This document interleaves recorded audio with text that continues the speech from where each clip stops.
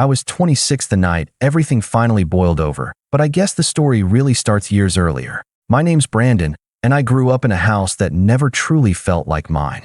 My biological dad left when I was young, and when my mom remarried, I tried to be optimistic. I was 10, so I thought a new dad meant more family, more love. Instead, I got a man who seemed to size me up the first time we met and silently decide I was competition. His name is Doug, and I swear he has a permanent scowl carved into his face. He brought his son, Tyler, into the picture too. My new stepbrother, 2 years older, the golden child from day one. The house dynamic changed fast. Suddenly, the rules bent for Tyler. If he left his stuff all over the living room, it was boys will be boys. But if I forgot to take out the trash once, Doug would give me this long lecture about being a man and pulling my weight. Mom would just sit there, quiet, like she was stuck between defending me and keeping the peace. Back then, I didn't say much. I thought if I just worked harder, got better grades, helped out around the house more, they'd see me as part of the family too. But no matter what I did, Tyler was the one who got praised. He scored average grades. He's so smart. I got straight A's. Don't get cocky. Tyler skipped practice. Doug laughed and called him independent. I missed one soccer game because I was sick. You're letting the team down. It sounds small when I say it out loud, but when it happens every single day, it starts to pile up like bricks on your chest. By the time I was in college, I basically lived 2 lives. One on campus where people liked me and treated me like an adult, and one at home where Doug acted like everything I owned somehow came from his wallet. That was the most insulting part. My grandparents on my dad's side actually paid for most of my college tuition, sent me spending money every month, and even covered my car insurance. I worked part-time jobs too, saving every bit I could. Doug never put a cent into me after I turned 18, but he never missed a chance to remind me how much I owed him for raising me. Fast forward to last month. I'd been living at home again for a while to save money for a down payment on a place of my own. I paid rent, helped with groceries, and even covered the Wi-Fi bill because Doug refused to upgrade from the cheapest plan and kept complaining about how slow it was. I didn't mind contributing. Honestly, I wanted to feel like an adult who was pulling his weight. But apparently, in Doug's mind, my contributions didn't count. It was one of those Sunday dinners that started off normal enough. Tyler was there, bragging about some promotion he got. I congratulated him. I really did. But somehow that turned into Doug comparing us like he always does. He started with the usual lines, how Tyler was finally stepping up and how proud he was of him. Then, out of nowhere, Doug locked eyes with me and said, "You'll never be half the man your stepbrother is." I laughed at first, because honestly, what do you even say to that? But something in me just snapped. Years of holding my tongue boiled over, and before I knew it, I was standing. "Good," I said, my voice surprisingly calm. "Let him pay your bills then, because I'm done." The whole table went silent. My mom's fork clattered against her plate. She blinked at me and said, "What are you talking about? We haven't seen a cent from you." That was it, the spark that lit the fuse. My heart was pounding so hard I could feel it in my throat. Years of payments, groceries, covering utilities, and she thought I'd been freeloading this whole time?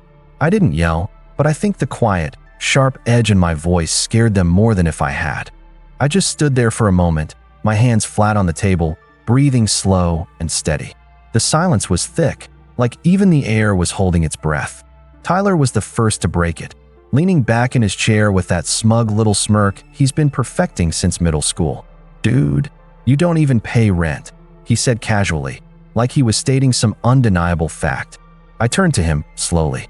"I pay rent every single month," I said, my voice still calm but colder now. $200. Cash. To Mom. Mom's face scrunched up like I'd just started speaking another language. "That's not rent," she said, waving her hand like I was being ridiculous. "That's just to help out with groceries." I couldn't help it. I laughed, and it wasn't a happy laugh. "Groceries? Mom, I do the grocery shopping. I buy the groceries." With my card, I reached into my wallet and pulled out one of the receipts I hadn't tossed yet. This one from just 3 days ago. That's $176.42 for the week's food. Paid for by me. And you're telling me you haven't seen a cent? Doug crossed his arms and leaned back like he was watching a TV show he'd seen 100 times and already knew the ending. "You're overreacting. Everyone chips in. That's what families do." Families also acknowledge when someone's helping, I shot back. My voice cracked a little, which made me even angrier, because it wasn't just anger, it was hurt. You've been acting like I've been freeloading here while I'm literally paying for half this house to function. Doug's face darkened. Watch your tone, he said sharply, like I was 10 years old again. I didn't sit back down. Something in me refused. No, I said quietly. I've been watching my tone my whole life in this house. I'm done doing that. Tyler rolled his eyes and muttered something under his breath, but I caught it. Drama queen. That was it. I turned to him, and for the first time in my life, I didn't swallow it down. You think I'm dramatic? You get a brand new truck last year, paid for with family money, while I'm busting my back saving for a used apartment. You don't pay a single bill here, and somehow I'm the problem. Tyler shrugged, grinning. I earned that truck. Dad said. Exactly, I cut him off. Dad said, not Mom, not me, and not his money, either, because last I checked, Doug, you're still paying off your own car loan. That hit him. His jaw tightened, but before he could say anything, Mom jumped in. Brandon, that's enough. You're being ungrateful. Doug has done so much for you over the years. What exactly? I asked, genuinely curious. I wasn't yelling, but my voice was louder now, almost shaking. What exactly has he done for me? Because from where I'm standing, my grandparents paid for my tuition. I paid for my gas. I paid for my car insurance. I paid for my phone bill. I pay for Wi-Fi. I pay for the food we eat. So please, explain to me what I'm supposed to be grateful for. Mom opened her mouth, closed it again. For the first time all night, she didn't have an answer. Doug stood up now, trying to reassert control. You're crossing a line, son. I'm not your son, I said flatly. The words hung in the air like a thunderclap. Mom flinched. Tyler stopped smirking. And for a second, even Doug didn't have a comeback. That night, I didn't sleep much. I stayed in my room, scrolling through months of bank transactions and receipts on my phone, almost obsessively. I didn't want to just be angry, I wanted proof. Evidence. The next morning, I taped every single grocery receipt, every Wi-Fi bill, and every transfer I'd made to Mom for groceries onto a sheet of paper. When I was done, I had a stack that looked like I was preparing for a court case. I left it on the kitchen table before I left for work. When I got back that evening, it was gone. In its place was a short note in Mom's handwriting. We need to talk tonight. Dinner was tense. Tyler wasn't there, thank God. It was just me, Mom, and Doug. They waited until after we ate, which almost made it worse, like they were buttering me up for something. Mom started. We saw your evidence, she said carefully, like she was picking each word out of a minefield. And yes, you've contributed more than we realized. More than you realized? I repeated, Mom, that's literally half your bills every month. Doug held up his hand. Look, nobody's saying you haven't helped. But this attitude, it's not acceptable. You can't just throw it in our faces. I laughed again, that same bitter laugh from the night before. So let me get this straight. I quietly pay for everything. No one notices, no one thanks me. And when I finally say something, I'm the one with the attitude. Doug's face hardened. If you don't like it here, you're free to leave. There it was. The line he'd been holding back for years. Mom didn't stop him this time. She just sat there, looking at me with this mix of sadness, and was it guilt? I couldn't tell. I stood up. Fine, I said simply. I will. Doug smiled like he'd just won something. Good.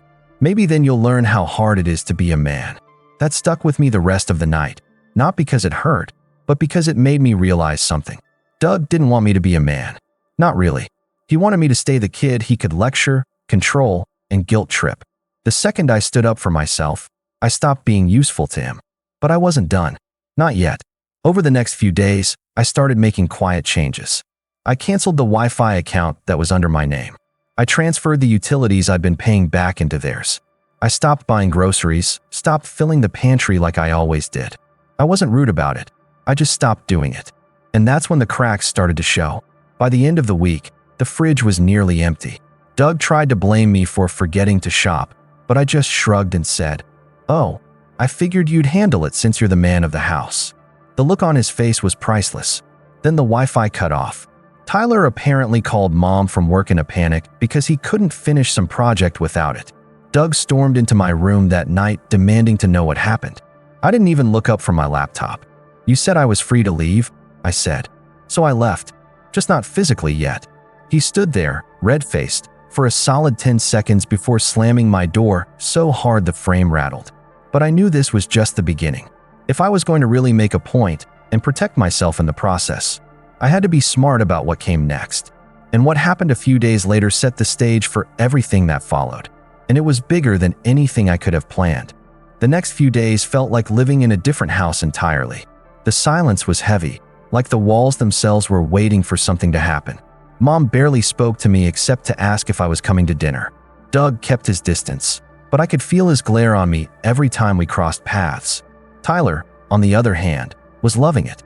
He started leaving little notes on the fridge, shopping list, "Thanks, little bro," or "Wi-Fi please," with a smiley face. He was trying to get under my skin, but I didn't take the bait. By Friday, though, I could tell things were coming to a head. I walked into the kitchen that evening and saw Mom sitting at the table with a stack of envelopes. She looked exhausted, like she'd aged a year in a week. "We got the utility bills," she said without looking up. "Yeah." I leaned against the counter. "They've doubled since last month." I raised an eyebrow. "Not my problem anymore. You and Doug said I was freeloading, so I decided to stop freeloading." That made her look up. "Don't be smart with me, Brandon. This is serious. We can't afford this right now." I crossed my arms. "Then maybe Doug can ask Tyler to be a man for once." Her face fell, and for a second I almost felt bad, but then I remembered every time I'd been told to stay quiet. Every time Doug had lectured me while Tyler got away with everything, and that sympathy dried up fast. Saturday morning was the real turning point. I had the weekend off work, so I slept in a bit. When I came downstairs, my room door was standing wide open, which was strange because I always kept it closed. My stomach sank. Inside, my dresser drawers were open, my laundry basket tipped over, and my desk was a mess. My laptop was still there, but its charger was missing. So were two of my video games, a pair of sneakers, and, I swear my heart actually skipped a beat, the envelope where I kept my down payment savings. Months of careful saving gone. I tore through the room just to be sure, but it wasn't there. I practically flew down the stairs. Mom was in the living room, folding laundry. "Where's my envelope?" I asked, louder than I meant to. She looked up, startled. "What envelope?" "You know what envelope. The one in my desk drawer. It had over $3,000 in it." Her mouth opened, closed. She didn't answer. Doug came in from the garage right then, holding a wrench, like he'd been working on something. "What's with the yelling?" I turned on him. "Did you go in my room?" He didn't even flinch. "Yes." That stopped me cold. "You what?" "You don't pay enough to have privacy in this house," he said flatly. "We needed to see if you had anything stashed away. And looks like you did." My blood went cold. "What did you do with my money?" He smirked, actually smirked. "Consider it rent." I swear the room spun for a second. My hands were shaking so hard, I had to grip the back of the couch to steady myself. "You stole my money." "Don't use that word," Mom said quickly, standing up now. "It's not stealing, Brandon. We just borrowed it. We're behind on some bills and Tyler's car payment is due in." "Tyler's car payment." My voice cracked on the word. "You took my savings to pay for Tyler's truck?" Mom flinched, but she didn't deny it. I laughed, this hollow, humorless laugh that didn't even sound like me. "Unbelievable. You actually proved my point better than I ever could." Doug stepped closer, towering over me. "Watch yourself. You're still under my roof." "Not for long," I said quietly, my whole body shaking now, not from fear, but from rage. I stormed back upstairs and slammed my door, my mind racing. I couldn't believe it. Not just that they'd taken the money, but that they didn't even seem sorry. They acted like it was their right, like everything I had belonged to them by default. For the rest of the day, I stayed in my room. Every time I heard Tyler's voice downstairs, laughing like nothing was wrong, it made my blood boil. Around dinner time, I heard him say, loud enough for me to catch it through the door, "Guess I don't have to worry about my truck getting repossessed now." "Thanks, bro." I think that was the moment something in me clicked. This wasn't just unfair, it was betrayal. Deep, personal betrayal from the people who were supposed to have my back. That night, I packed a bag. Not everything, just enough for a few days.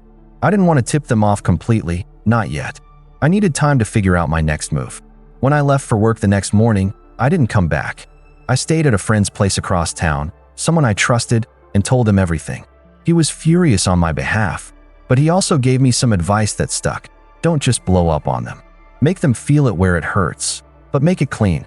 No one can call you the bad guy if you do it smart. So that's what I decided to do. The next time I walked back into that house, I wasn't just angry Brandon anymore. I was calm, focused. Every word I spoke was measured. And the look on Doug's face when he saw me like that, not yelling, not crying, just stone cold, told me he realized something. I wasn't playing their game anymore. But then came the final straw, the act that took this from betrayal to all-out war. It was Tuesday night. I had just gotten back from the bank where I'd opened a new account and changed all my direct deposits. When I pulled into the driveway, I noticed something strange. Tyler's truck was parked crooked, almost blocking the garage. Inside the house, voices were raised. I paused in the hallway, listening. "Told you he'd overreact," Tyler was saying. "He'll get over it," Doug replied. "He doesn't have anywhere else to go. And if he does leave, we can use his room for storage." Then Mom's voice, quieter, almost hesitant. "What about his job? His boss called earlier. He left a message saying Brandon didn't show up today. He's never missed a shift before." "Oh, that," Doug said casually. "I called his boss. Told him Brandon was going through some stuff and might not be a good fit right now. Better to cut him loose before he causes problems." I froze. My hands went numb. He called my boss. He actually sabotaged my job. I stepped into the living room then, and the look on their faces, Doug's smug satisfaction, Tyler's faint amusement, Mom's guilty wince, told me everything I needed to know. "You called my boss." My voice was so quiet it scared even me. Doug shrugged. "You were getting out of control.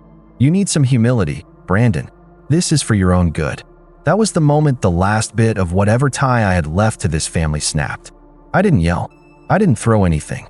I just nodded slowly, like I'd finally solved a puzzle that had been haunting me my entire life. "Okay," I said simply. "Okay."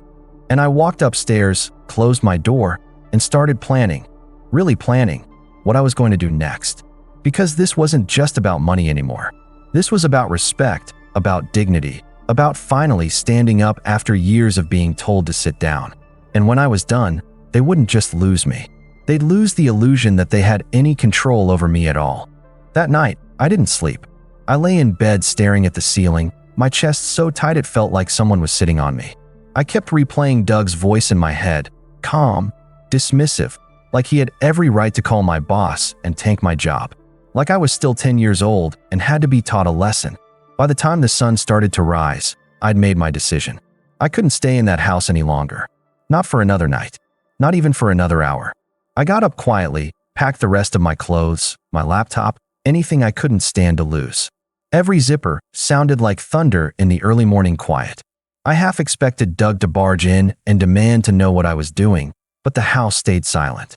When I was done, I took one last look at my room, at the walls I'd painted, the shelves I'd put up myself, the space that had been my only refuge for years, and then I shut the door softly behind me. I didn't leave a note. They didn't deserve one. The drive to my friend Eric's apartment felt unreal, like I was watching someone else's life through a car window. When I got there, Eric just nodded like he'd been expecting me. He didn't ask questions. He just helped me bring my bags in and handed me a spare key. "You can stay as long as you need," he said simply. I thanked him, but it felt hollow, because as much as I was relieved to be out of that house, I couldn't shake the weight in my chest. I'd lost my savings, my job, and whatever scraps of trust I'd had left in my family, all in the span of a week. The first few days were the worst. I'd wake up in the morning, stare at my phone, and have to resist the urge to text my mom. Not to forgive her, just to see if she'd reach out, to see if she'd apologize. She didn't. The only messages I got were from Tyler, and they were as obnoxious as ever. "Hope you're having fun playing house with your friend," one read. "Truck payment cleared today, winky face," said another. I didn't reply to any of them. Instead, I focused on survival. I spent hours updating my resume, calling old coworkers, checking job boards. Losing that job stung, not just financially, but because I'd actually liked it. My boss had always been fair with me. I almost called him to explain what happened, but I stopped myself. If Doug was willing to interfere once, who knew what he'd say next to try to discredit me? In the evenings, Eric and I would sit on his balcony with takeout containers between us. He mostly let me sit in silence, but every so often, he'd say something that snapped me out of my spiral. "You know," he said one night, "this might be the best thing that ever happened to you." I gave him a look. I just lost everything I've been working for. Yeah, he said with a shrug. But now you know exactly where you stand. No more illusions. No more wasting energy trying to win over people who never planned on giving you credit in the first place. I hated that he was right. The longer I stayed away, the more I started to see how warped my life in that house had been. I didn't have to brace myself for a lecture every time I walked into the kitchen. I didn't have to hear Doug's snide comments about being a man or Tyler's lazy insults. For the first time in years, I could breathe. But the anger didn't go away. If anything, it grew sharper. Every time I opened my banking app and saw my drained savings account, I felt it flare again.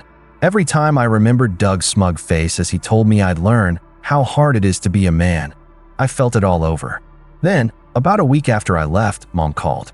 I stared at the screen for a long moment before I answered. "Brandon," she said, her voice cautious. "Yeah, can we talk?" I didn't say anything, so she kept going. "It's been quiet around here. Tyler misses you." I almost laughed. Tyler misses having someone to blame for everything. She sighed. "Look, we didn't mean for things to get so out of hand. Doug was just trying to teach you responsibility. He stole my money, Mom." There was a pause. "We were going to pay it back." "When? After Tyler's next vacation? After the next truck upgrade?" Silence again. "I can't keep doing this," I said finally. "I'm not coming back." Her voice trembled a little then. "Brandon, please. We're still family. Family doesn't do what you did," I said quietly. "At least not the kind of family I want to have." I hung up before she could reply. That night, something shifted in me. The sadness was still there, but it wasn't the heavy, suffocating sadness from before. It was sharper now, almost electric. For the first time, I wasn't just thinking about surviving this. I was thinking about what came next. I started writing everything down, dates, amounts, what they'd taken, what they'd said. I gathered screenshots of every transfer, every bill I'd covered, every receipt. It felt obsessive, but it also felt good, like I was building something. I also started looking into legal options. I wasn't sure if I had a case. After all, they'd technically been living with me when I gave them the money for groceries, but I wanted to know my rights. I reached out to a local legal aid office and set up a consultation. While I waited for the appointment, I doubled down on job hunting. I landed 2 interviews by the end of the week. Nothing fancy, but enough to get me back on my feet. I also opened a separate savings account, one they couldn't touch even if they tried. And slowly, piece by piece, I started to feel like myself again. But then, just when I was beginning to breathe a little easier, Mom showed up at Eric's apartment. It was a Sunday afternoon, and I'd just gotten back from one of the interviews. Eric opened the door and gave me a look that said, "You'd better deal with this." Mom was standing there with a plastic container of food, my favorite lasagna. She looked tired, but not angry. "Can we talk?" she asked. I hesitated, but let her in. We sat at the kitchen table, and she started slow. "Doug thinks you're being dramatic," she said. I raised an eyebrow. "Of course he does. But I think," she hesitated, "I think we made a mistake." I didn't say anything. "I miss you," she admitted. "I know you were helping more than we gave you credit for. But Doug says you still owe the house rent for the months you stayed there." I blinked. "You took my savings, and now you think I owe you more?" She flinched, but didn't deny it. "You were still living there, Brandon." It was almost funny at this point. Almost.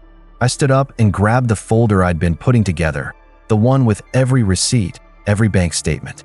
I dropped it on the table with a heavy thud. "That's what I paid," I said flatly. "Add it up. If you still think I owe you after that, then we can take it to court." Her eyes widened, and for the first time, I saw fear flash across her face. She didn't say anything else, just left the lasagna on the table and walked out. And as the door clicked shut behind her, I realized something. I wasn't at rock bottom anymore. I was climbing out of it, and I was doing it on my own terms. But I also knew this wasn't over. Not even close. Because something told me Doug wasn't going to let this go quietly. And I was ready for whatever came next. The week after Mom's visit was a turning point. For the first time in months, I woke up feeling clear-headed. It wasn't like all the pain had disappeared. Far from it. But I finally felt like I had something to work toward, instead of just something to run from. I started by throwing myself into rebuilding my life from the ground up. My second interview went well, better than I'd expected, actually. It was for a logistics coordinator role at a mid-sized company across town. The hiring manager was direct but fair, and she seemed genuinely impressed when I explained how I'd managed household budgeting for years, balancing bills and expenses for 3 adults while holding a part-time job and going to school. Sounds like you've got real-world management experience, she said with a smile. You'd be surprised how many applicants don't know how to keep things organized. I walked out of that interview feeling lighter. By the end of the week, I got the call. They wanted to offer me the position. It paid better than my old job, had benefits, and even had a chance for advancement. When I told Eric, he actually clapped me on the back. That's it, man. That's your way out. Start stacking cash and get your own place. And that's exactly what I did. I cut every expense I could, ate cheap, stayed in, even picked up a few extra shifts when they were offered.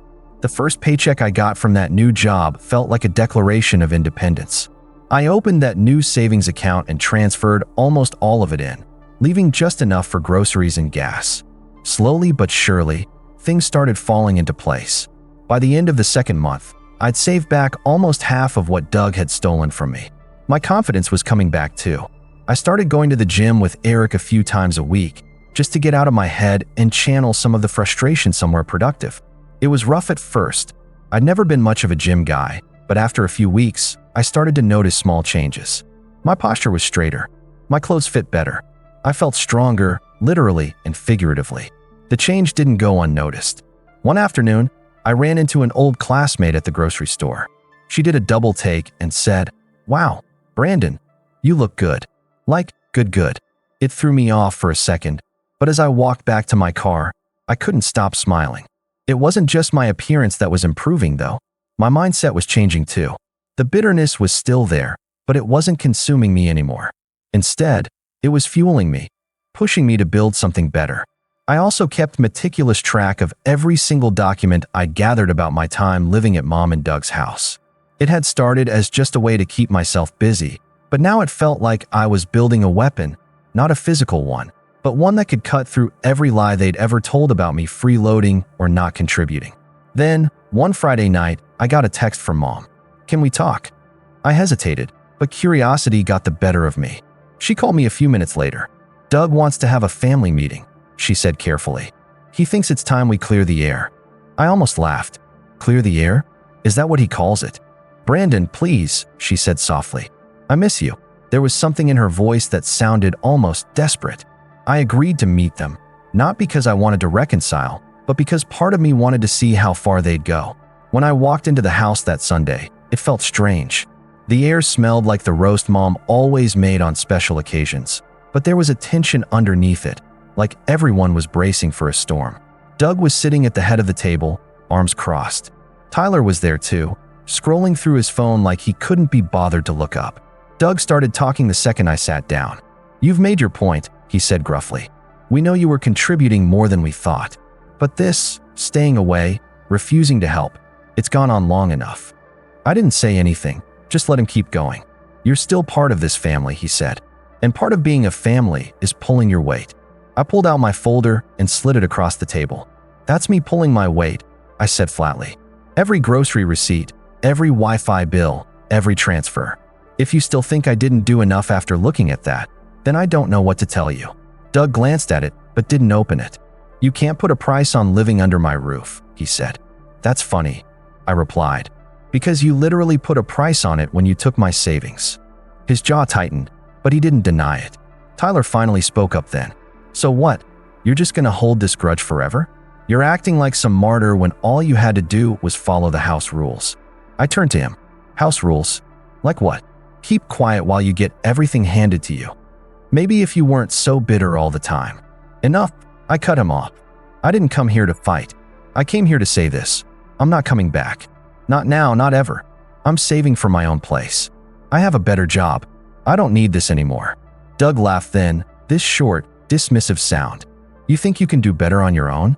You wouldn't last a month without us." I smiled, not the bitter smile from before, but a real one this time. Funny, because it's been 2 months already, and I've never been doing better. The look on his face was priceless, like he'd just realized I wasn't bluffing. I left right after that, and this time, I didn't feel heavy walking out the door. I felt powerful. The next few weeks flew by. My job started giving me more responsibility. I even got a small bonus for catching a scheduling error that could have cost the company thousands. My boss pulled me aside and said, "Good eye, Brandon. Keep this up, and we might have a team lead position for you soon. When I told Eric, he grinned. You realize what this means, right? You're not just surviving anymore. You're winning. And he was right. I started going apartment hunting seriously now. I had enough saved for a deposit and the first month's rent. I found a small but clean one-bedroom not too far from work, and when I signed the lease, I felt like I was signing the first page of a new chapter in my life. Moving day was surreal. I didn't even tell Mom or Doug. I just packed up the last of my things from Eric's and set up my new place. When I sat down on the floor that night, eating cheap takeout with boxes still all around me, I felt something I hadn't felt in years: peace. But I wasn't done. Because as good as it felt to build this new life, there was still unfinished business with Doug and Tyler. They hadn't learned anything. Not really. And deep down, I knew that until they faced the consequences of what they'd done, they'd just keep doing it to someone else. So as I unpacked my things and set up my little apartment, I started planning. Not out of anger, not anymore, but out of something colder, sharper. It was time to make sure they finally understood that I wasn't their scapegoat anymore. And when the opportunity finally came, when the perfect storm lined up, I was ready. A few weeks after I moved into my apartment, I started to notice something interesting. The calls from Mom were becoming more frequent. At first, it was just the occasional text, "How are you?" or "Did you eat?" But then she started actually calling, sometimes late at night, when I could tell she'd been crying. "Things have been tense around here," she said during one of those calls. "Doug is angry all the time. Tyler's been snapping at him too. The bills are piling up." I didn't gloat, even though part of me wanted to. Instead, I just listened. And the more I listened, the clearer it became that without my contributions, the household had started to strain. Grocery costs were higher than Doug expected. Tyler had missed a car payment because he spent too much on a weekend trip with his friends, which caused an argument so loud the neighbors complained. I kept my voice calm, almost casual. "Maybe it's time Tyler starts helping out more," I said. Mom sighed. "You know how Doug is. He thinks Tyler needs to focus on his job and not worry about the house." I almost laughed. Funny, I had a job when I lived there, and that never stopped him from expecting me to pay for everything. She didn't respond to that. Around that time, I got promoted to team lead at work. It came with a raise, better hours, and, most importantly, more control over my schedule. It was a huge confidence boost, and it also freed up more time for me to focus on getting my financial life in order. I met with a lawyer at the legal aid office, bringing my carefully compiled folder of receipts and bank statements. He flipped through it, occasionally raising an eyebrow. "You've got a solid paper trail," he said. "It's tricky because technically you were giving them money voluntarily, but if you can prove they took the savings without your consent, you might have a small claims case." That lit a fire in me. I wasn't sure if I would actually go through with filing a claim, but just knowing I had the option gave me leverage. Meanwhile, I started hearing more through the grapevine about Doug and Tyler. Word travels fast in a small town, and apparently Doug had been bragging at the hardware store that he put me in my place, and that I'd come crawling back any day now. That made me smile, because nothing could be further from the truth. Then something happened that gave me the perfect opportunity. I was at work one afternoon when my boss mentioned an upcoming contract that would require outside help for a big shipment. "We're looking for a reliable subcontractor," she said. "Someone local, small business, affordable. Know anyone?" That's when it clicked. Doug's side business, the one he'd been running for years doing delivery and hauling jobs, was exactly the kind of business my company would hire for something like this. And suddenly, I realized I had something powerful: influence. I didn't say anything right away. I just asked for the details and made a mental note to keep an eye on when the final decision would be made. That night, I called Mom back. Tyler answered instead, his tone mocking from the first word. "Look who it is. You ready to apologize and come home yet?" I smiled to myself. "No, Tyler. I'm calling to tell Mom something important." "She's busy," he said. "Then tell her this. I have a new job. I just got promoted, and I'm doing better than ever." There was a pause on the line. "Good for you," he said sarcastically. "Want a medal?" "No," I said evenly. "But you might want to tell Doug.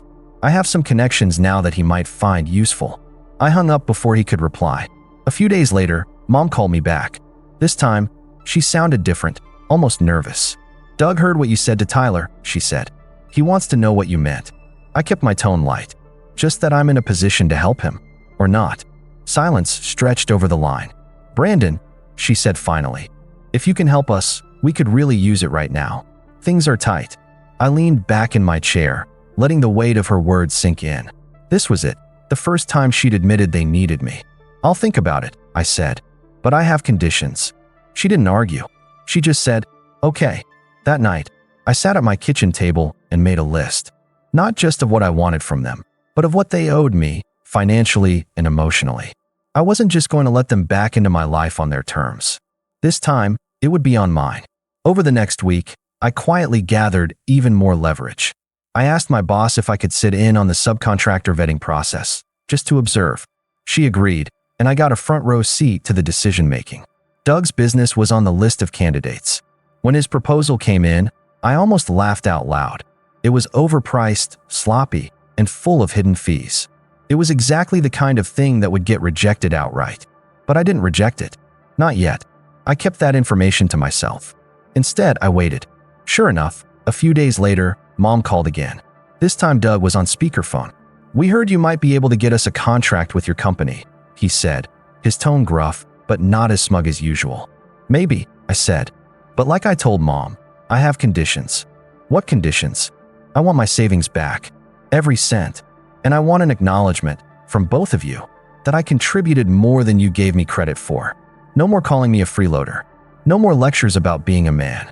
You do that, and I'll see what I can do." There was a long silence. "That's blackmail," Doug said finally. "No," I said calmly. "That's negotiation." And for the first time in years, I heard something in Doug's voice I'd never heard before: hesitation. When I hung up, I felt something shift inside me. I wasn't just reacting to them anymore. I was setting the terms. I had power now, and I wasn't afraid to use it. The next step was going to be crucial. I needed to make sure that when the tables finally turned, there'd be no going back to the way things were. And as the final contract decision approached, I started putting every piece into place. Because when it all came together, Doug and Tyler were going to learn exactly how it felt to underestimate me. The morning of the subcontractor decision meeting, I woke up earlier than usual. I brewed a pot of coffee, sat at my small kitchen table, and went over my notes one last time. Every number, every receipt, every email from my boss about the process. I reviewed it all until I could have recited it in my sleep.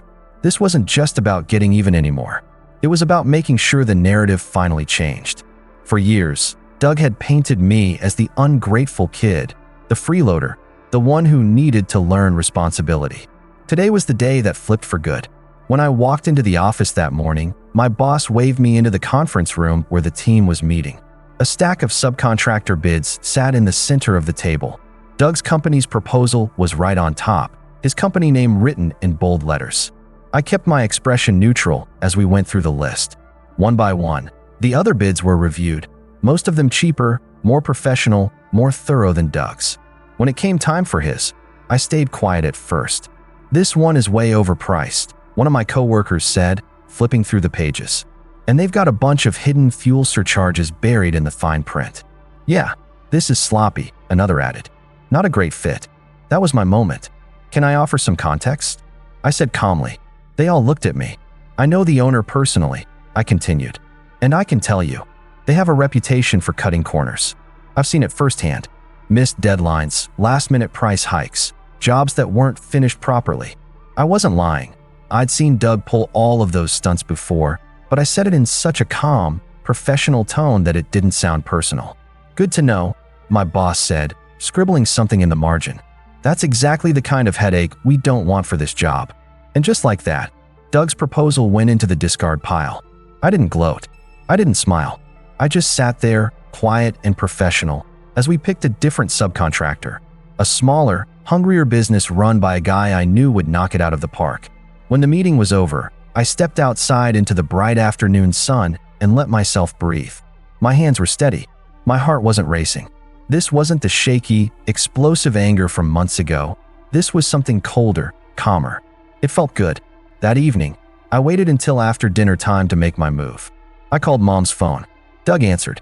"Well," he said, no greeting, just that one word. "They went with another subcontractor," I said simply. There was silence on the other end.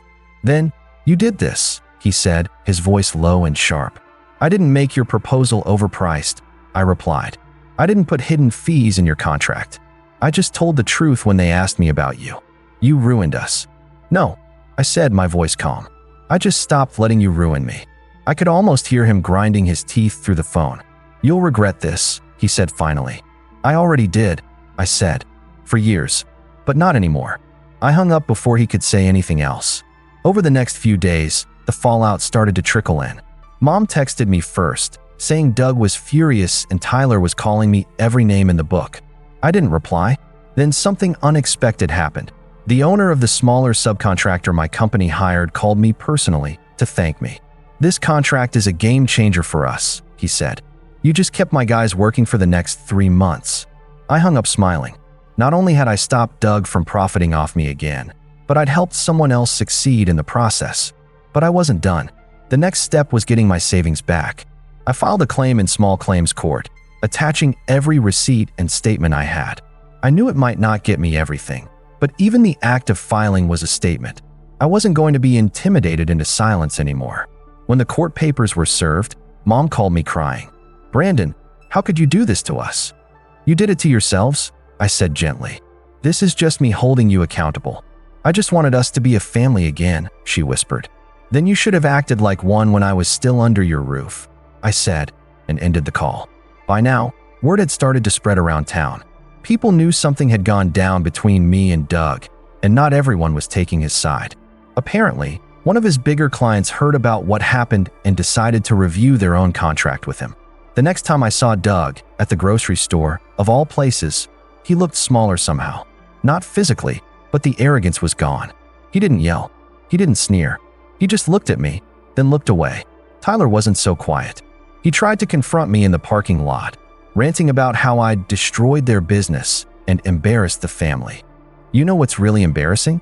I said, keeping my voice calm.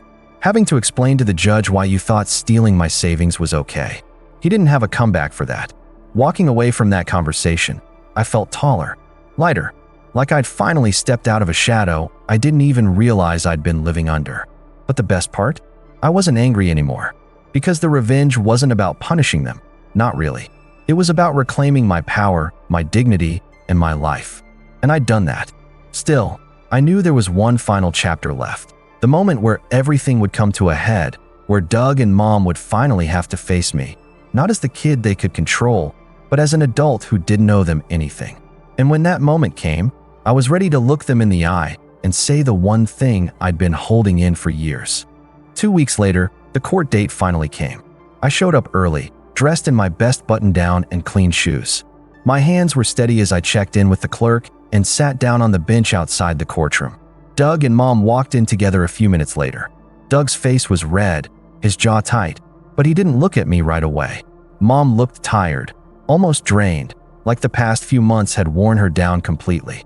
Tyler wasn't there. Apparently he had work, but I suspected he just didn't want to face me. When our case was called, we stood before the judge. I presented my folder of evidence, every receipt and bank transfer neatly organized. I spoke clearly, calmly, explaining how I'd contributed to the household, how I'd saved for months, and how Doug had taken the money without my consent. Doug tried to interrupt several times, but the judge cut him off. "You'll have your turn," she said sternly. When Doug finally did speak, it was the same speech I'd heard my whole life. He was living under my roof, eating my food, using my electricity. That money was rent he owed. He's just trying to punish us for giving him tough love. The judge flipped through my folder and raised an eyebrow. "These receipts show consistent contributions toward groceries and utilities. That would generally be considered rent or at least shared expenses. And you admit you took the savings?" Doug hesitated, then muttered, "Yes, but..." "No buts," the judge said sharply. "You don't get to help yourself to someone else's money without their consent. I'm ordering you to return the full amount." Doug's face went crimson. Mom's eyes welled with tears. I didn't gloat. I didn't smile. I just nodded. When we walked out of the courtroom, Doug rounded on me. "You happy now? You humiliated us." I turned to face him squarely. "No, Doug. You humiliated yourself the day you went into my room and stole from me. This," I gestured back toward the courtroom doors, "was me refusing to let you keep doing it." He opened his mouth like he wanted to say something, but nothing came out. Mom stepped closer then, her voice quiet. "Brandon, I'm sorry." I looked at her for a long moment. For the first time, it actually sounded like she meant it. "I believe you," I said softly. "But sorry doesn't erase what happened. You chose to let him treat me like I didn't matter. And I can't come back from that." Her face crumpled, but she nodded. The court-ordered repayment came through 2 weeks later. Seeing that money land back in my account was surreal, not because of the amount, but because it felt like a line in the sand. That chapter was over. By then, my apartment was fully set up. I had furniture I'd picked out myself, a little coffee table where I kept fresh flowers, and a sense of peace that I hadn't had in years. My promotion was going well, and my boss had already hinted about giving me more responsibility.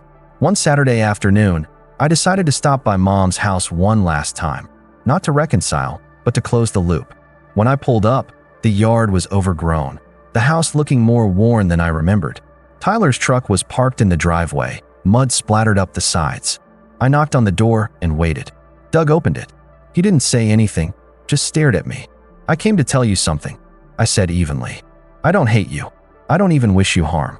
But I'm done being your scapegoat. I've got my own place, my own job, my own life, and you're not part of it anymore." He scowled, but there was no fight left in him. Mom appeared behind him, her eyes hopeful. "Brandon, I wish you well, Mom," I said gently, "but I'm not coming back." Then I turned and walked away. As I reached my car, Tyler stepped outside. "So that's it? You just walk away?" I looked at him over the roof of my car. "Yeah, that's it. You wanted the golden child spot. Congratulations, it's all yours. Bills, tension, lectures, all of it. You can be the man of the house now." For once, he didn't have a smart remark. I got in my car, started the engine, and drove off without looking back. That night, I sat in my apartment with the windows open, the cool air drifting in. My phone buzzed with a notification. My savings account had just crossed the threshold I'd been aiming for. I poured myself a drink, leaned back on my couch, and smiled to myself. I hadn't just survived what they threw at me. I'd built something better. And the best part? I didn't owe them a single thing anymore. I raised my glass to the quiet room and said it out loud, just for me. Doug was right about one thing. I did become a man, just not the way he wanted. Then I took a long sip, feeling lighter than I ever had, and let the silence of my new life settle around me like a victory banner. Because for the first time in years, I wasn't waiting for someone else's approval. I had already won.